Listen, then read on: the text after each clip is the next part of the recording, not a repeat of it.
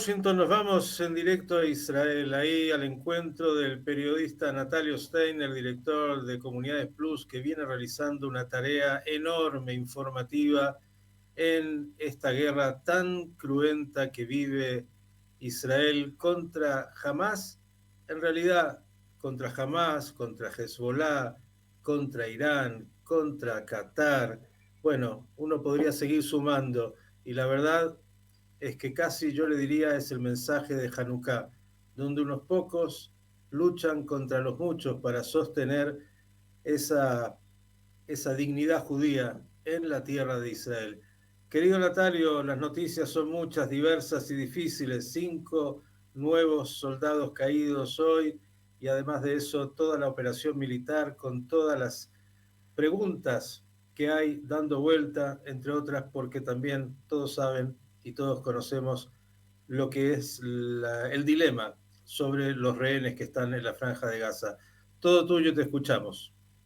Gracias, Miguel. Nunca tan oportuna la frase vinculada a la plegaria que decimos en Hanukkah, los pocos contra los muchos. Nunca tan oportuna como ahora, pero ahora estamos mejor preparados que en aquella época para hacer frente a esta situación, que no deja de ser dolorosa y traumática sin ninguna duda. Y vos diste el ejemplo claro, 5 soldados muertos en un día, es mucho para Israel, pero esto nos está indicando básicamente dos cosas.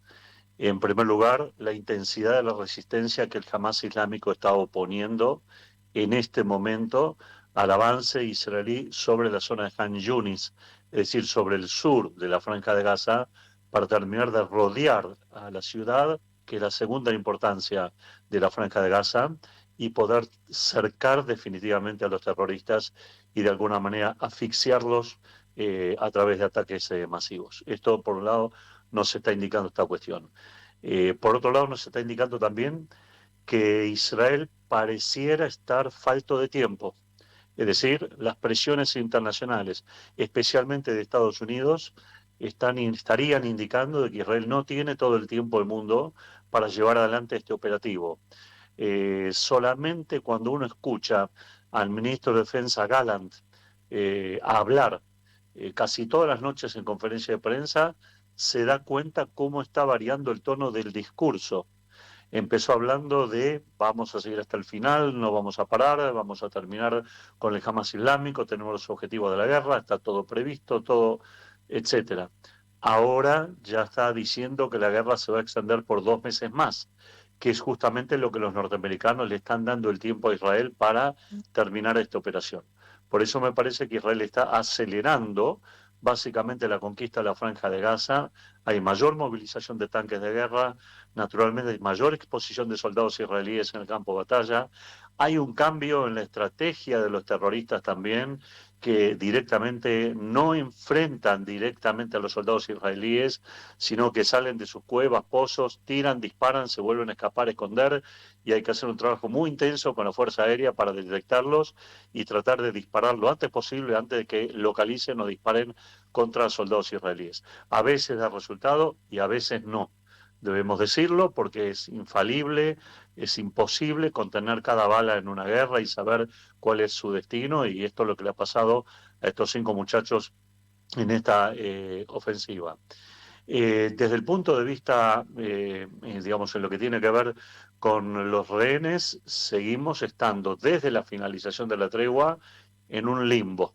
Literalmente se los tragó la tierra. Ha habido una especie de, llamémoslo así, no me gusta la palabra, pero de sinceramiento de parte del Hamas respecto a manifestar de que tiene 17 cuerpos sin vida.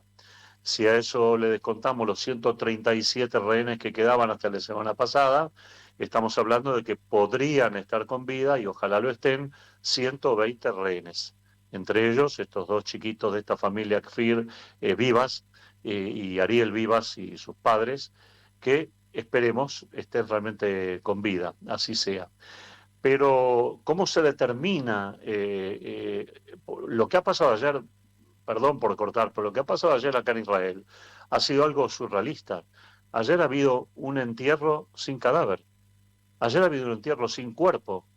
Ayer fue el entierro de un oficial de 41 años que murió en la zona sur, uno de los de más alto grado, y que fue enterrado porque se ha verificado que su cuerpo está en manos de Hamas Islámica, pero no hay cuerpo para ser enterrado. Vos sabés, Miguel, que de acuerdo a las leyes hebreas, para que haya muerte tiene que haber un cuerpo a la vista, tiene que haber testimonios, tiene que haber testigos, porque si no el entierro no se puede, perdón, no se puede declarar la muerte de una persona desaparecida, como es el caso famoso del piloto Ron Arad de hace muchísimos años atrás, 1986, todavía desaparecido, pero ya considerado claramente como muerto en combate a través de distintas vicisitudes. Bueno, hay algunos indicios, lamentablemente, que nos indican, por un lado, a nivel del Modín, la información de Israel que se obtiene, por otro lado, los propios terroristas palestinos han dado algún indicio también de la muerte de este soldado y de otros soldados también, y lo que es más importante, el testimonio de aquellos que han sido liberados y que están empezando a manifestar y contar, sí, yo vi a tal, vi a fulano, vi a Mengano, este agonizaba, el otro está así, el otro está así, el otro no está tan mal. Eso es fundamental para dar un panorama y dar una cierta sensación de certeza ante este panorama, ante este dilema que ha impuesto el Hamas islámico a la sociedad israelí, que sigue sangrando gota a gota con esta situación dilemática, Miguel. Natalio, en lo que has dicho, que ha sido tan claro, claro, agregar algunos aspectos de información.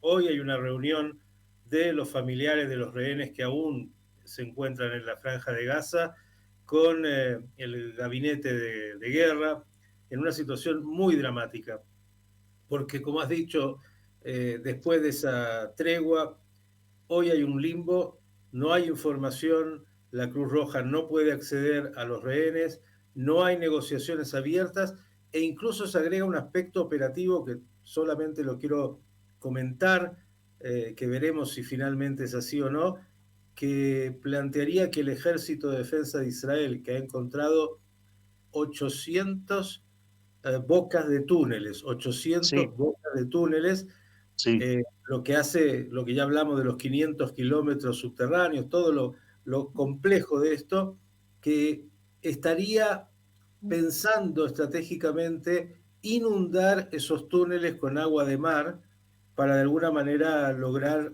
hacer que o salgan o bueno, los terroristas pierdan la vida ahí. Pero claro, está el tema de los rehenes, lo cual lo transforma en una situación aún más compleja y más dramática. sí, pero en realidad tenemos que entender dos cosas. Primero, no se ha hablado, por lo menos desde Israel, abiertamente como que fuera una alternativa a la inundación de los túneles. Esto, por un lado, sí se está analizando y han habido movimientos respecto a la instalación de bombas que podrían extraer agua de mar y efectivamente comenzar a inundar algunos túneles. Esto es cierto. Por otro lado, muchos de los túneles están cortados por los efectos de las bombas que los han destruido parcialmente, por lo tanto habrá que seleccionar con algún criterio qué túnel se inunda y qué túnel no se inunda si es que se van a inundar. Pero el tercer aspecto me parece que es el más importante y que puede ser, me reservo el comentario, psicológico. Se trata de dar la impresión de que los túneles van a ser inundados en su totalidad, cuando en realidad pueden ser inundados solo parcialmente para obligar a los terroristas a salir y no pensar que pueden perecer ahogados. Y de esta forma también sacar los rehenes de los túneles en los cuales están, ya que Israel tiene muy escasa información, hay información, aclaro, muy escasa información acerca de cierta ubicación de los rehenes. De hecho, se están planificando, no puedo abundar sobre esto en detalles por motivos que ustedes pueden imaginar como obvios, pero se están planificando ciertos operativos militares a través de cuerpos israelíes especiales para tratar de extraer con vida algún rehén. Es decir, hay alguna localización, solo que no se va a manifestar en forma oficial. Y esto hay que tomarlo con mucha delicadeza, porque cualquier elemento que salga de esta información puede ser muy delicado para la vida de alguna persona. Recordemos que ya hace un mes atrás, recordemos que hubo un operativo del cual se supo muy poco, en el cual fue rescatada una chica que había sido tomada como rehén y los dos terroristas que la tenían fueron aniquilados. O sea que esto podría, ojalá Dios quiera, llegar a repetirse, pero no nos adelantemos realmente a los acontecimientos. Esto es lo que se les va a decir en la reunión a los padres, a los familiares, se les va a aclarar hasta dónde se va a actuar, pero también se va a ser muy firme en algo. Y hasta ahora hay que decir que el gobierno tuvo razón, me parece a mí, que es el hecho de que el Hamas ha negociado rehenes bajo presión. Si se ha quitado la presión militar, negocia de acuerdo a sus términos. Si se aplica presión militar, puede encontrarse algún otro tipo de mecanismo para poder liberar a los rehenes. No está cerrada completamente la negociación. Sí podemos llegar a decir que Israel ha atornillado, ha dado una vuelta más de tuerca en el proceso de asfixia al Hamas islámico. De hecho, debo decirte, Miguel, que los bombardeos de ayer y de hoy han sido de una intensidad que creo que los analistas piensan que ni desde la Segunda Guerra Mundial se pudo ver algo así, con la magnitud que helicópteros, drones, aviones israelíes machacan objetivos puntuales, especialmente en la zona de Han Yunis y Rafah, donde están los túneles que unen Egipto con Palestina, con la Franja de Gaza, y evidentemente podrían por allí escapar algunos terroristas, o por lo menos el liderazgo, y quizás llevarse algunos rehenes, cosa que sería no deseable bajo ningún punto de vista. Bien, con todo lo dicho, me quedo, Natalio, con esto que en algún momento mencionaste.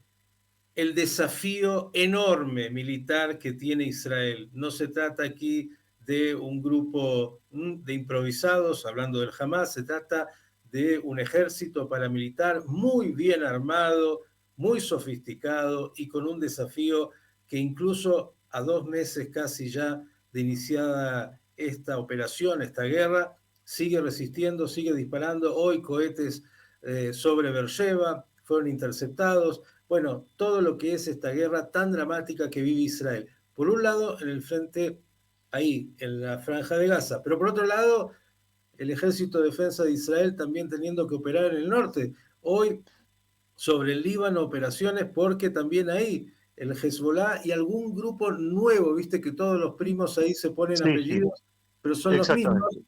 del Sí. Hamas que estaría operando desde el Líbano. ¿Quieres contarnos?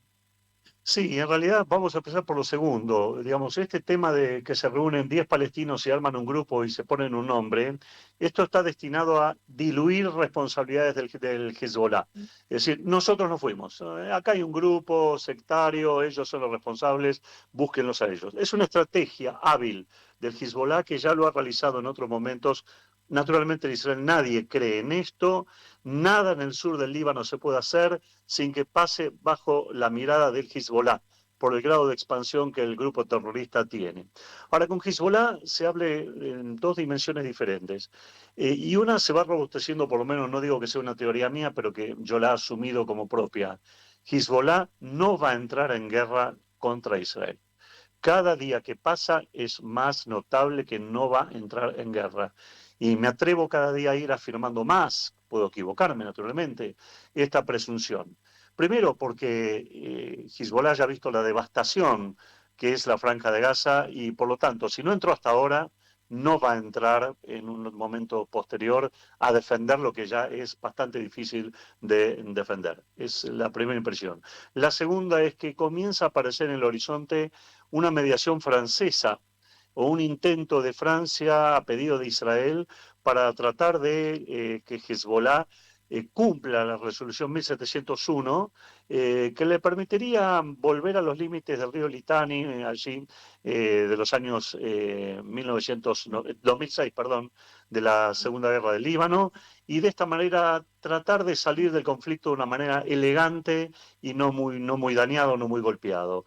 Lo que Recordemos, sí quiero aclarar, Octavio, solamente sí, la resolución lo que definía eran 40 kilómetros desde la sí, frontera que debían sí. estar desmilitarizados. Nunca se cumplió esa resolución o gradualmente el Hezbollah la fue violando hasta llegar, y lo hemos visto antes de la guerra, verlos pasearse del otro lado de la frontera en forma amenazadora. Bueno, hay que ver la responsabilidad de Israel sobre esto también, por no haber exigido, pedido o actuado en forma más contundente, pero ya tendrá que verse con las cosas que haya que analizar básicamente después. Y hay un dato que no quiero que se me escape, que no tiene que ver tanto con Hezbollah, sí con la Franja de Gaza. Hoy nos enteramos, quizás ya lo hayas leído también, por el New York Times, de que el primer día de la guerra, el 7 del 10 de la catástrofe, entre la oleada de misiles que dispararon los terroristas del Hamas, un misil impactó en una base militar israelí donde hay material nuclear, donde hay ojivas para cohetes Jericó, que son de largo alcance. No hubo, a Dios gracias, ningún tipo de problema ni nada por el estilo, pero esto nos lleva a otro punto delicado. Es evidente que el nivel de información militar sobre Israel que el Hamas islámico tenía era muy, muy elevado. Y esto está confirmado por haberse encontrado en algunos cadáveres de soldados, no de soldados, de guerrilleros, terroristas, muertos, algunos planos de bases militares. O sea que evidentemente tenían un conocimiento muy grande de lo que estaba del otro lado de la frontera, y si bien Israel siempre se caracterizó por su servicio de inteligencia y eficiencia, y hoy lo vemos y antes no lo vimos, pero también del otro lado de la frontera el Hamas tuvo su propia inteligencia que tristemente les ha dado muy buen resultado. Solamente casi para ir cerrando, Natalio, agradeciéndote como siempre, pero quiero hacer algo con algo más lindo. Cuando decimos jamás, por favor, usted, querido oyente que está atento, sepa bien, decimos Irán.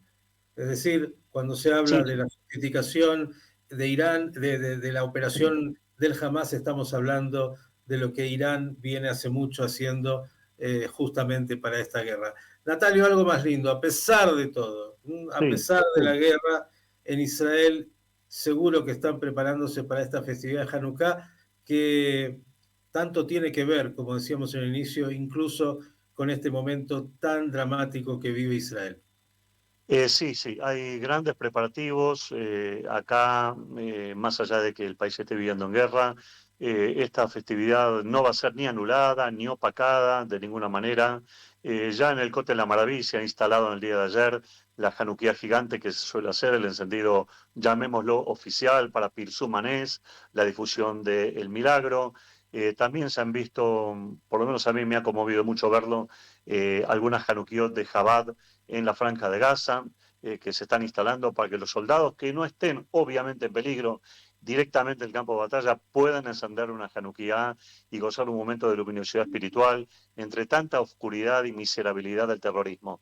Sí, no nos van a destruir espiritualmente, nos vamos a fortalecer, y Hanukkah acá se está preparando realmente con todo. Va a haber en distintas ciudades, cada intendencia, cada ciudad tiene distintos programas.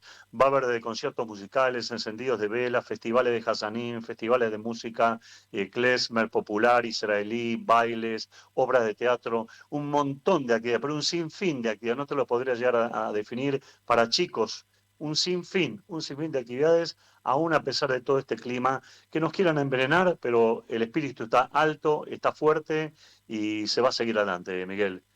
Así que Hanukkah Sameach, pero en Argentina también para todos. No arruguen también, que los necesitamos sanos, vivos, buenos. Y también lo último decirte que ha tenido una repercusión bastante importante ayer también el diálogo que Netanyahu tuvo con el presidente electo Milei. Ha tenido acá una buena repercusión.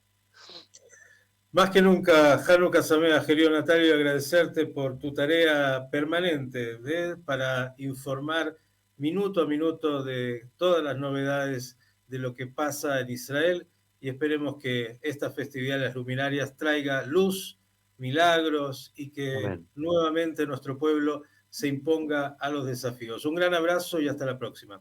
Gracias, hasta la próxima. Hag Sameach para todos. El profesor Natalio Steiner, director de Comunidades Plus, dándonos un panorama, desgraciadamente, con mucho de la guerra, pero también con la luz de la esperanza.